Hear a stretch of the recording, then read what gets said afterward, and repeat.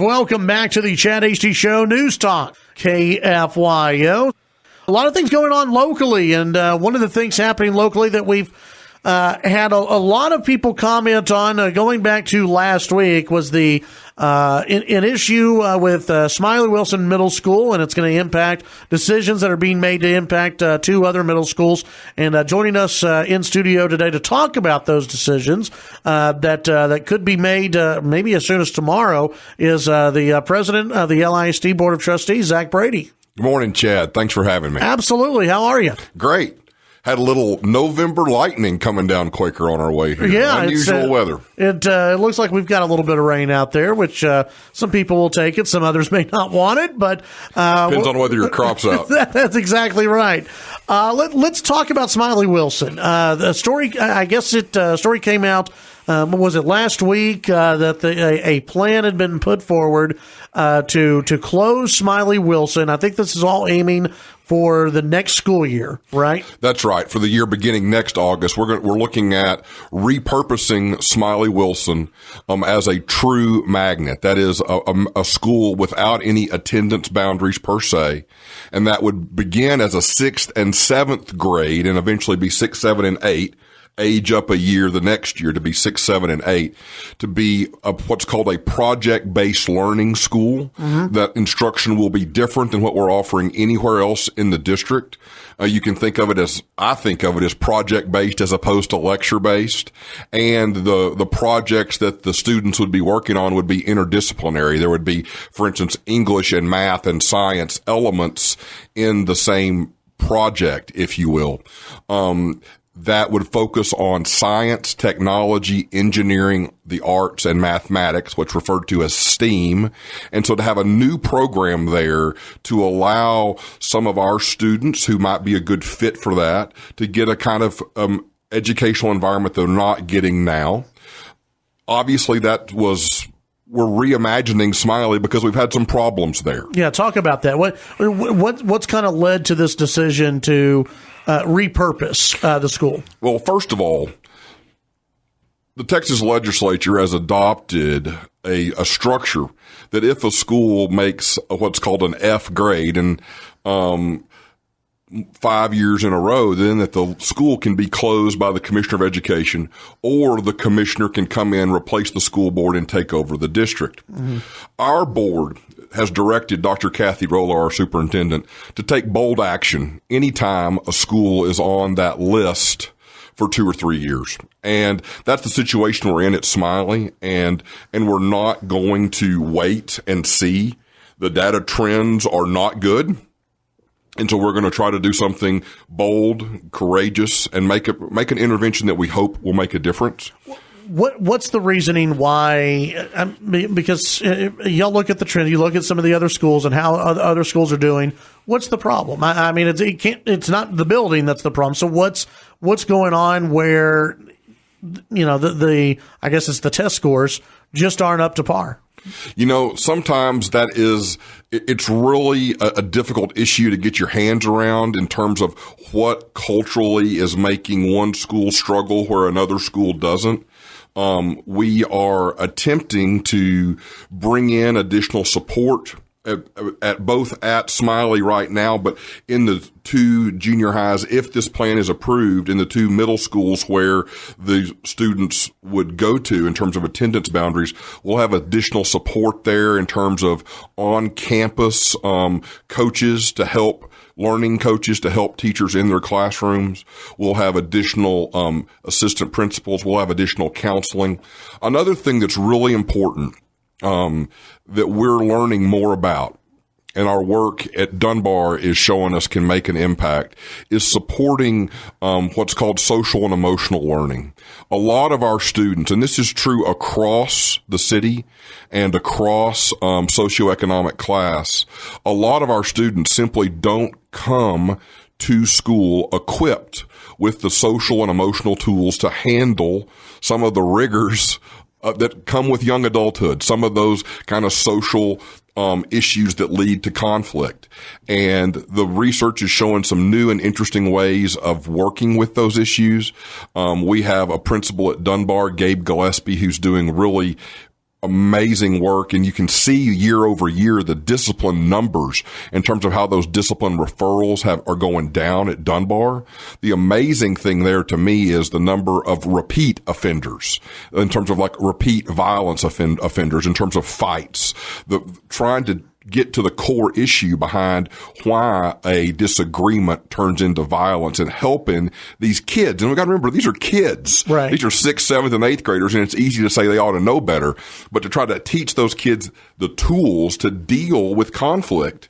I think we can all turn on our TV and see that as a society, maybe we're not as good at that as we used to be. Well, and so the plan is to turn Smylie Wilson into a magnet school. Mm-hmm. The current students who are there, let's say they're in 6th grade right now. Right. You've got over 400 students who are at Smylie Wilson. About that.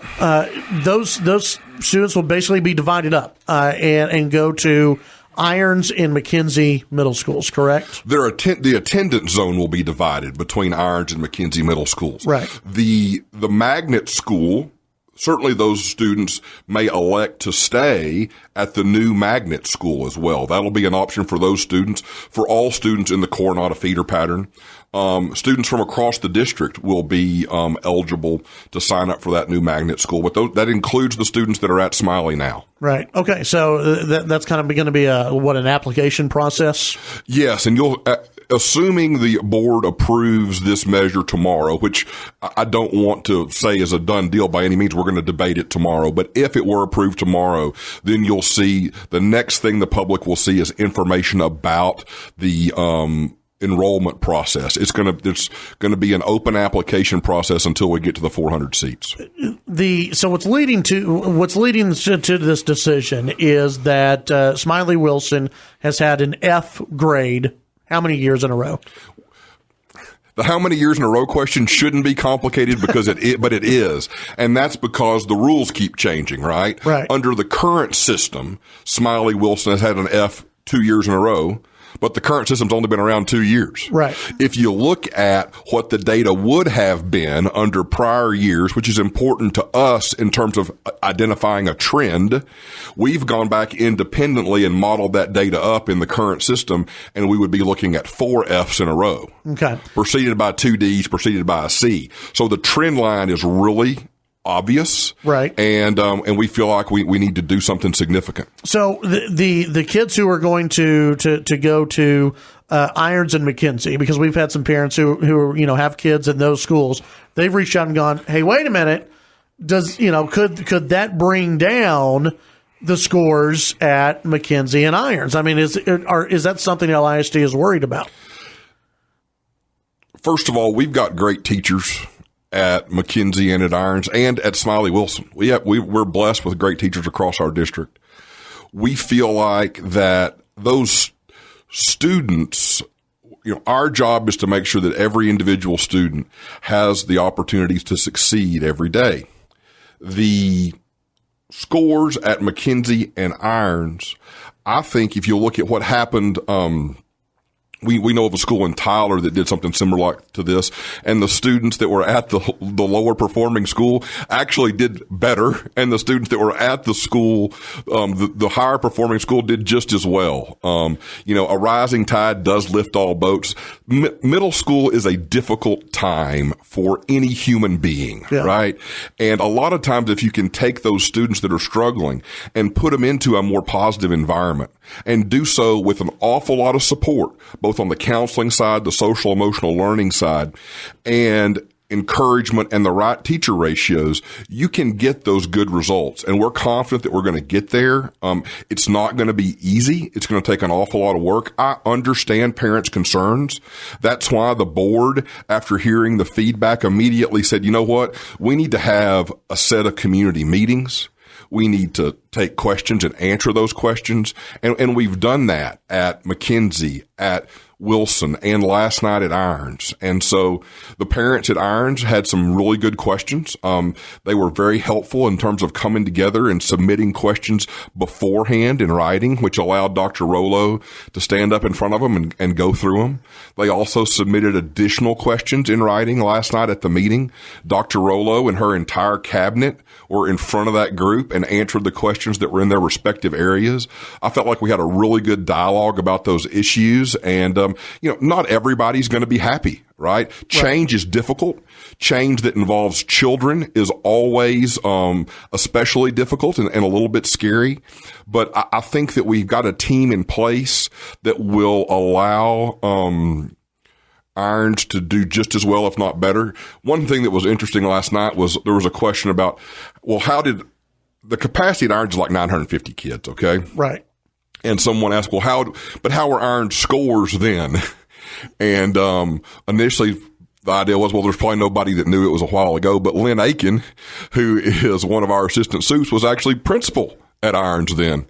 And he came up and talked about the fact that they had 800 kiddos at Irons that were in the normal program, and then they had another 200 that were in a catch-up program that was to do all of middle school in 2 years because they'd fallen behind before they got in. Mm-hmm.